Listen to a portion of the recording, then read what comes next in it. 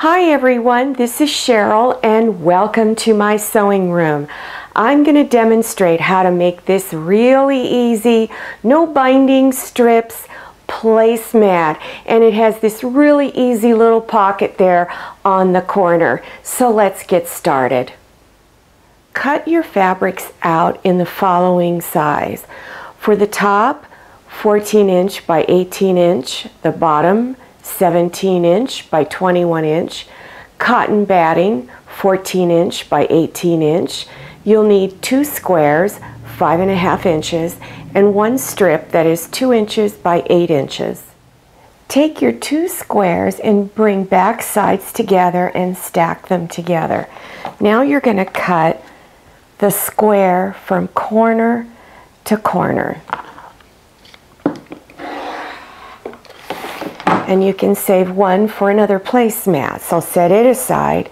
Take this one, take your strip, place the raw edges. Actually, you're folding this in half, folding it with back sides together. Then take the strip, line it up along the edge here, and then stitch 1/4 inch seam along here.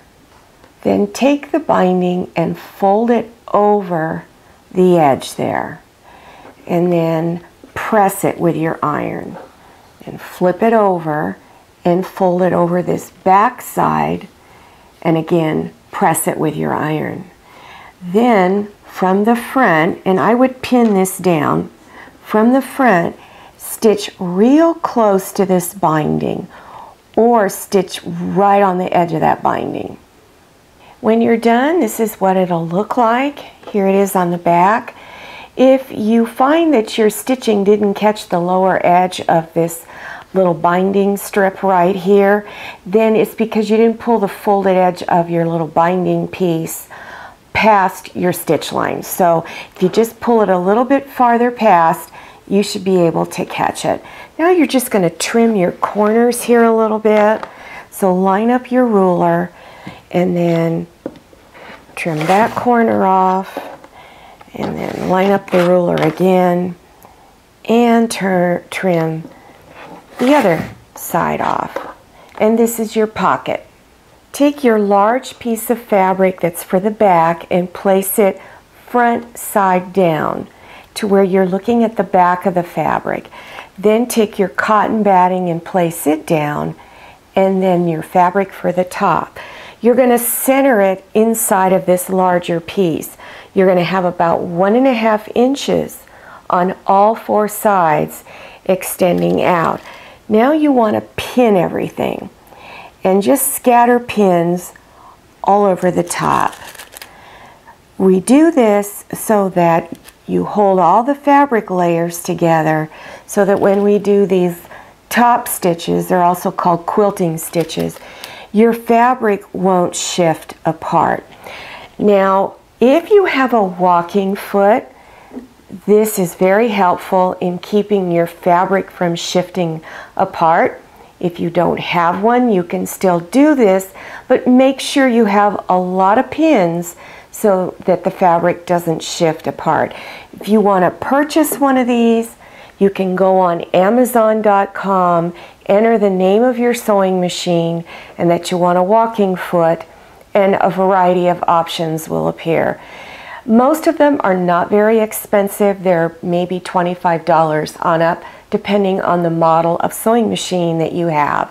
So I'm going to meet you at my sewing machine and I'm going to show you what kind of stitches we're going to do. I'm going to start 2 inches from the corner on this side and this side. So you can either use one of these little measurements to see how far 2 inches in, or just eyeball it. If you don't have anything to use, just do your best guess. Or you can even use one of these little square rulers. I was able to figure it out where to start by using this. So I'm going to do just a straight stitch. So I'm going to do a little locking stitch first, and I'm going to do a couple of back stitches. Now I'm just going to try to keep my fabric straight and sew down to the next corner. And when I get there, I'm going to remove my pins, when I get 2 inches away, I'm going to stop again.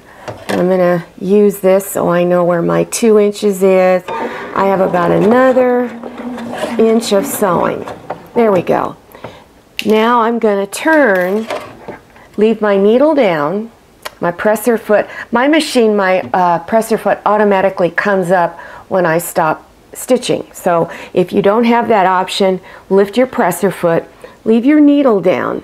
Now you're going to stitch to where you get 2 inches away from the next 2 sides down by the corner.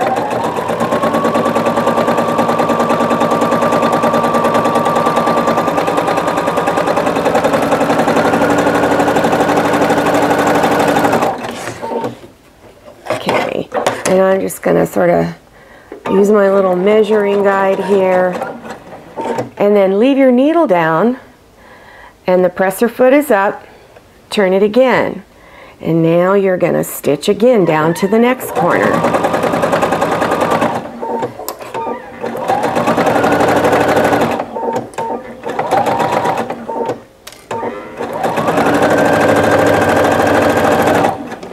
And I'm going to measure to see how far away I am. And almost there, just a few more stitches, and turn it again. I'm going to get some of my pins out of the way. Keep your fabric straight.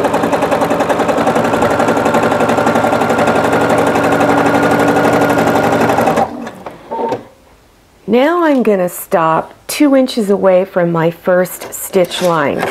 So I'm going to put my 2 inch there to see how much farther I have to go. Not much more. And just a couple more stitches. Then leave your needle down, lift up your presser foot, turn it again. And now you're going to stay 2 inches away from this first line you were on and stitch down to the next corner. Make sure all your fabric is straight so you don't stitch on it wrong.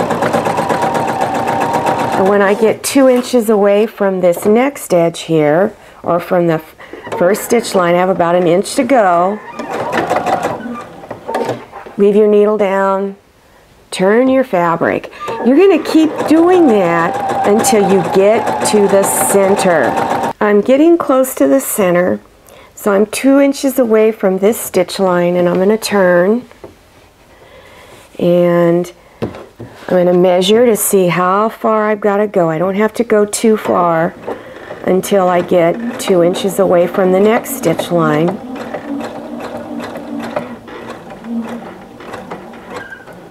Now I'm going to turn, and I'm going to do my last stitch line. And I'm going to stop when I get 2 inches away from the line down here. So I'm going to put my little 2 inch ruler here, and I got about an inch and a half to go. And then I'm going to do a few back stitches, and I'm going to tie it off. And then you're done. I realize you can't really see my stitch line, but I drew a little diagram of kind of how I went about it. So the red line is the edge of your placemat, and I started stitching here, stitch down, across, back up, and then to here where I'm even with that line, but I'm 2 inches away. And then go down, across, back up, and you keep doing that till you get into the center. If you're using an acrylic ruler like this, you'll notice that there's all these different degree lines on it. There's a 60, a 30, and a 45. The 45 degree line is right here, and I'm going to put it on the edge of my placemat because I'm going to cut all the corners down. So now I want to put the ½ line right on that point right there. So make sure your 45 degree line on there, ½ line on there, and then you're going to cut it off. And you do this at all 4 corners. When you're done cutting the corners off, it should look like this. This next step you want to do at your ironing board. First, take all 4 corners and fold it over like this and press. Then go to the sides and fold this edge to where it meets the side of the placemat, like that. And make sure it's even all the way across. And then press this side. Do all of your sides like this. All of the corners should now look like this. You're going to repeat the previous step. Now fold this over the edge. And make sure it's nice and snug along here. You want it to go all the way over and press again. So you're going to press down each side to where your corners will come together. Before you close up the edge on one corner, slip the pocket fabric into the corner. Now, it doesn't matter to me if you like it on the left or right side. I put mine on the right because that's where I put all the table utensils. Also, your corners, I like to overlap this side and this side a little bit and put pins to hold those corners. Then you're going to stitch right on the edge of this fabric all the way around. And where your pockets are, I would double stitch here and here. One more place I forgot to mention that you should stitch into, I like to stitch right along the corners there just to make sure none of that comes apart. Here's the placemat on the back, and here it is on the front. If you would like to view more placemat projects and table runners, then go to the very end of this video where you'll see a green screen and click on the links. I hope you enjoyed this video. If you did, please click on thumbs up and don't forget to click on share to share this video with your friends. And if you haven't subscribed yet, click on that red subscribe button down there in the lower right-hand corner of your screen.